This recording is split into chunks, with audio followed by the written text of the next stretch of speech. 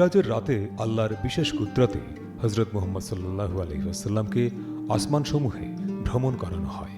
হজরত জিব্রাইল আলাইহিসসালাম তাঁকে বিভিন্ন আসমানে নিয়ে যান, যেখানে তিনি আদম আলাইহিসসালাম, ইদ্রিস আলাইহিসসালাম, মুসা আলাইহিসসালাম, ঈসা আলাইহিসসালাম এবং হজরত ইব্রাহিম আলাইহিসসালামের সঙ্গে সাক্ষাৎ করেন।